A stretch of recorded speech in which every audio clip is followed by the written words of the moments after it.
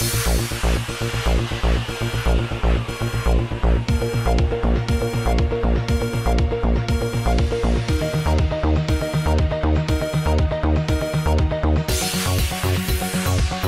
मेरचल की एक tissue paper company में आज आग लगने का एक हादसा पेश आया। Prompt pulp and fibres private limited company, जो कि टिश्यू पेपर बनाती है और सारी रियासत को सप्लाई करती है, आज आग की नज़र हो गई और सारा सामान जलकर खाकसर हो गया। बहुत सारे फायर इंजन्स ने काफ़ी देर की कोशिशों के बाद आग पर काबू पाने में कामयाबी हासिल की। पुलिस ने केस दर्ज करके शॉर्ट सर्किट का शुबा जाहिर किया है।